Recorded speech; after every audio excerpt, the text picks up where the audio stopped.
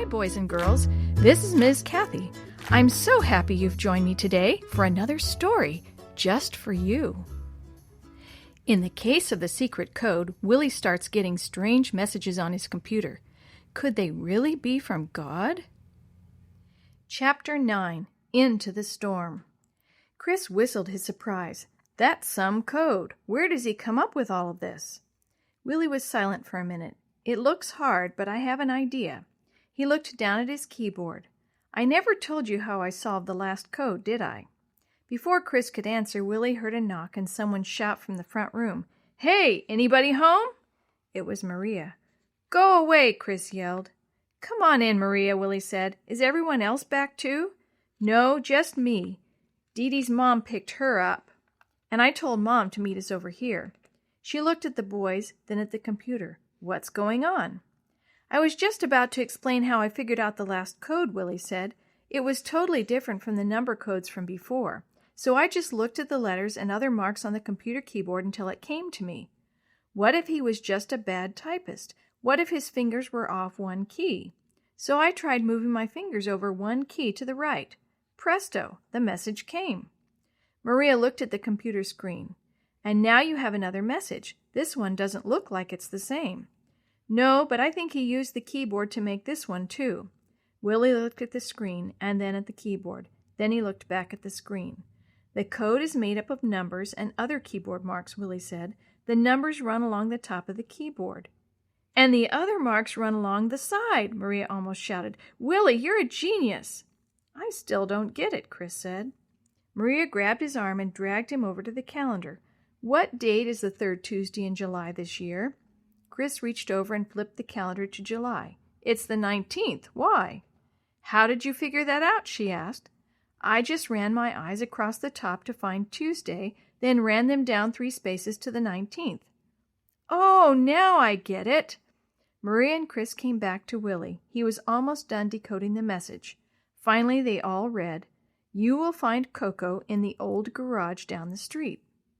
The old garage, Willie shouted. That's just 3 blocks away. Let's go. Wait a minute, Maria said. Shouldn't we wait for the others? As she spoke, thunder rolled outside the house. We can't wait, Willie pleaded. Coco is waiting for me. Willie's right, Chris said. If you're scared, you can wait here. I'm not scared, Maria said. I'm just not stupid. She watched as the boys headed for the door, then shouted after them, Wait for me! Someone's got to take care of you too.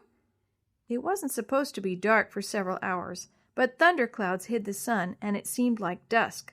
The rain made Maria pause to zip up her coat. Chris was a good runner, but he was having a hard time keeping up with Willie, who had already reached the first corner and was crossing the street to the second block. By the time they reached the old, closed gas station, the rain had turned into a downpour. Willie reached the large doors just ahead of Chris. Maria got there half a minute later. Is this the garage? Maria asked. Willie nodded. That's what everyone calls it. He tugged and tugged on the heavy door. It's locked, he said. A clap of thunder almost drowned out his voice. Let's try the side door, Maria shouted. Willie followed them around the corner, pushing his wheelchair through the new thick mud. One wheel sank when he pushed as hard as he could. He almost fell out. Help me, Chris, he shouted. Chris ran back, and together they made it through the mud and onto the sidewalk. Over here, Maria shouted. She held the knob to another door on the side of the building. As Chris and Willie came up to the door, Willie heard something. Quiet, he shouted. Then they all heard it. Something was scratching from the inside. Roof! Coco, he's in there, Willie cried. The doorknob turns, but the door doesn't open, Maria shouted. Lightning flashed, and Willie saw how wet they were getting. Push hard, Chris said. Maybe it's just stuck.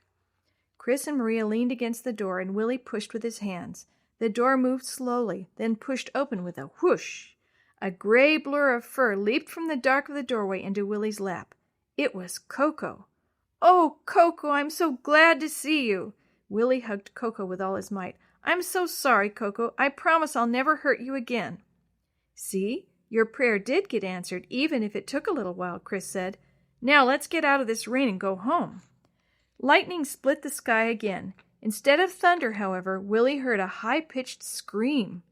Willie and Chris turned and looked at Maria. She stood pointing at an old house next door. "Someone is over there. I saw a man by that house." Lightning flashed again, and Willie saw him too. Like a dark shadow, a tall man stood on the dark porch, and he was staring at them.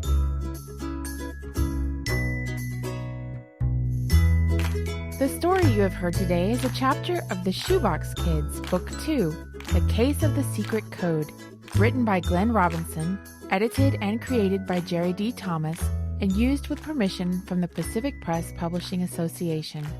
If you're interested in any other books published by the Seventh-day Adventist Church, please visit AdventistBookCenter.com or call 1-800-765-6955. This podcast is a production of the Carolina Conference of the Seventh-day Adventist Church.